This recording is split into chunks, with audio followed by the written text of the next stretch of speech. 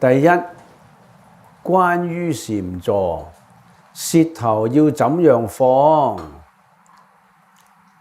第二，可在床上加個 cushion 禪坐嗎？第三，初次禪坐應先坐半小時為準嗎？還時間係咪隨意啊？第四，沒有法師旁邊打叮叮，可唔可以校鬧鐘呢？聽你問呢個問題呢，我唔識你唔緊要嚇，你係初入門嘅初入者，你時常都喺條脷應該擺喺邊度啊？隻腳點翹啊？你喺個外相裏邊去學禪，其實講得深少少呢，禪唔係在於你點翹腳，你嘅舌頭擺喺邊度，係在於你嘅心。你嘅舌頭擺喺邊度？人哋話舌頭頂上顎啦，咁你就頂上顎啦。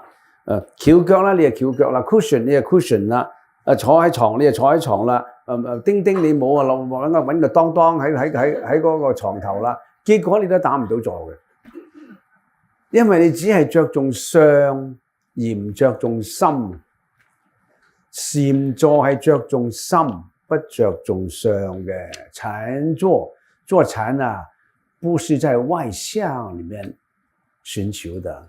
我這個腿怎麼結跏趺坐啊？我這個那個舌頭是不是頂上上顎啊？我這怎麼樣？我穿什麼衣服啊？等等，那個都是外相的。這個很容易學，一告訴你就知道了。一話俾你聽你就知㗎啦。你唔擺個叮叮啊，擺個當當啦；唔擺個當當啊，擺個叮叮啦。咁我啲用乜嘢啊？不如你咁啦，你猛問呢啲嘢咧，我哋每個星期六都有禪坐班嘅，辦咗35年啦，我未見過你嚟喎。不如你好好地嚟參加禪坐班啦。個舌頭使乜擺喺邊度啊？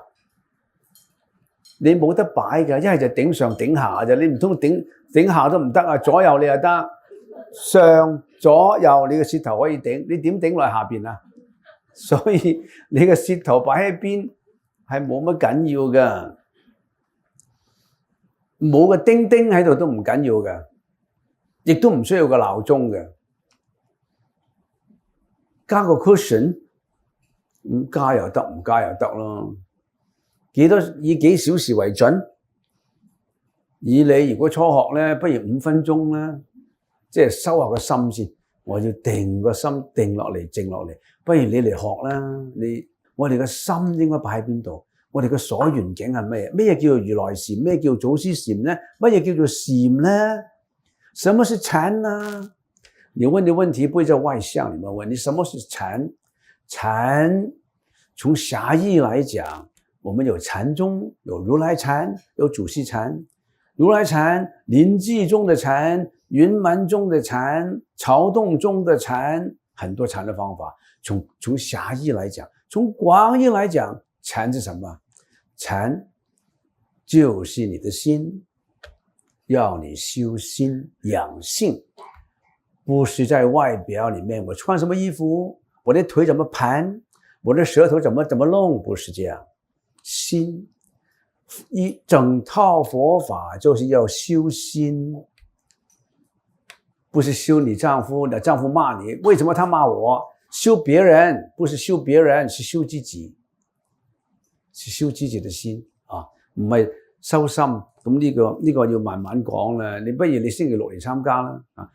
OK，next， 第二條問題啦，何處可找到明師呢？係光明嘅明啊，何處找到明師啊？呢個題目咧真係要慢慢答咯。你就要找明師，有啲明師咧就要找明徒弟嘅喎，唔係淨係你揾嘅噃。有幾多個徒弟係明嘅咧？不如咁啦，就算係兩個都明㗎啦，或者兩個都唔明㗎啦，咁一盲引眾盲，雙引入火坑。個人咧都不斷去尋找老師，包括出家人，住完呢個道場又去第二個道場，又去第三個道場，永遠都係自己師傅個道場唔夠好，係外邊嘅道場先係夠好，但係佢未收心㗎。啊，你唔係啊？你要找名師，但係你係咪一個明白是你嘅徒弟先？你係要求你有名師，但係你係未必一個明白是你嘅徒弟。我話俾你聽，名師唔係在乎嗰個師傅有幾高嘅學問，個師傅係點叻點叻，師傅係好聰明嘅，師傅好本事嘅，師傅係即係好出名嘅。咁你要揾名師。師咧係要大家夾得到先係得，要有種夾嘅。佢係名師，你都唔明嘅，你同佢大家鬧交我都拗唔到嘅。但係有啲師傅咧，佢唔使同你講得多嘅。我記得以前有一個故事咧，幾好嘅故事。咁呢個居士咧就係請某個寺院嘅師傅去講經說法，去請佢屋企有幾個居士啊，請食齋啊，咁啊請嗰個老師傅主持，係一個小廟嚟嘅，小廟請個師傅去食齋，啊希望佢講啲開示啊。咁呢個師傅咧就係一個好老實嘅師傅嚟嘅，唔係識得好多文字嘅啫。咁但係請咗好多次咯，唔應供又唔好意思。做佛喺佛門裏邊咧，出家人都要應供㗎，等人做下功德啊嘛。請咗好多次咁啊，去就去咯，咁啊單獨赴會啦，係咪啊？佢請佢嗰啲係男眾嚟嘅，女眾唔多嘅嚇。你咁講先啦嚇，唔係又話破戒㗎啦，全部係女眾又唔得嘅。好啊，我去赴會啦，去赴會咁啊食完齋啦，食完齋要講嘢，請師傅講經說法。哇！呢個師傅即刻汗都飆埋，我唔係點識講經說法嘅喎，點搞咧？你以為請我哋食飯咁，我大概即係應供啦咁啊！真係點搞咧？汗都飆埋。佢話：哎呀，今次真係苦啦，苦啊苦啊苦啊！唉，嗰啲居士即刻拜落去，多謝法師，多謝法師，我哋人生係苦，一個苦字夠啦。人生係痛苦嘅，俾個苦字你去參啦。哇，雙雙禪，一個字夠你參啦。人生是充滿痛苦的，有八苦：生老病死苦、愛別離苦、求不得苦、五蘊熾盛苦。人係有痛苦嘅。你而家嚟嗰度，書上一排咁亂，你話痛唔痛苦咧？邊方面痛苦多啲啊？大家都痛苦啊！咁點解有痛苦啊？因為各人嘅思維都唔同咯。釋迦牟尼佛就係要改造眾生嘅思維，令到眾生嘅思維都趨向善先，然之後趨向淨，由善而加以淨化，由淨化而超脫生死，所以係最基本嘅改造方法。但係人嘅思想好難淨化嘅噃，點解啊？因為我哋帶業而嚟噶嘛，業裏邊就有唔淨化嘅嘢喺度。咁呢啲我咪要學習咯。你話何處找到名師？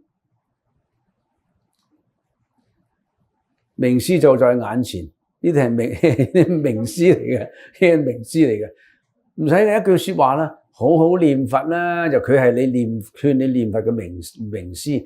不如你咁多煩惱啊，你成日同先生鬧交啊，老婆鬧交啊，你咁多煩惱啊，早啲出家啦。佢一句說話就係名師，即係師同徒咧，要有一種互相 harmonize， 互相有一種共鳴感先得噶嘛。如果嗰個老師哇好叻嘅咁，曲高和寡，我徒弟都未必欣賞得到啦，係咪？最重要嘅老師咧就係點樣咧？你嘅心已經係你嘅老師嚟噶啦。不過心嘅老師可能污染咗。如果有一個助緣嘅老師從旁提點下你心內嘅老師就會變為清淨嘅老師。所以我哋一切嘅老師咧，只係外援嘅一種幫助嚟嘅啫，你唔好靠我哋啊！我哋係外援嘅一種幫助嚟嘅啫。你真正嘅老師喺你嘅心裏邊，你嗰個老師，你個老師係銀燈嚟嘅。我哋呢啲普通嘅外邊嘅老師咧，只係用火柴燃點到你嘅銀燈，所以你要揾明師，係光明嘅明。咁你話光明個明啊嘛，光明嘅明就要點燈咯，係咪啊？你要光明啊嘛，咪要點燈咯。我都唔識用呢個譬喻噶。你話光明嘅明啊，你變咗你點明咗我係，我用盞燈嚟做譬喻咁解嘅啫。咁你願唔願意讓別人借個火柴俾你燃點你個燈啊？因為你閂住你嘅燈，牛皮燈籠點極都唔明啊，都冇法啦，係咪啊？點極都唔明，冇法啦。我係咁有成見噶啦，我係咁噶啦，我係咁就咁噶啦。咁你點掂啊？點明啊？先將你個我相調低先。金剛經裏邊講啊，無我相，無人相，無眾生相，無壽者相，無法相，亦無非法相。先咁先，無我相先得唔得？無我相自然冇人相，無我無人，我同人只係人我嘅關係。壽者相同眾生相咧，社會嘅關係，家庭嘅關係。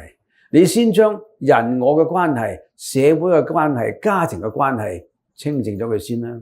學習點相處人先，學習點以無我嘅態度對別人，以無我嘅態度對你嘅家庭，以無我嘅態度對你嘅社會，乃至以無我嘅態度對國家。咁我變咗可以貢獻國家啦，貢獻家庭，利益社會啦。佛法有無量嘅利益啊！原來可以點亮自己，點亮別人㗎。咁啊，可以找到名師嗎？就算有名師，你都要願意點亮啲眼燈先係得。你要將你個燈裏邊嗰個玻璃嗰個蓋打開，唔係點極點唔到嘅，因為你已經有咗成見，唔俾人點啊！我唔中意俾人點啊！點東點西點紅點綠，咁點啊？係咪啊？唔中意點噶嘛，唔中意俾人點噶嘛，係咪啊？你先咁先啦。你借個火柴嚟點下先好啊！呢個問題問完啦。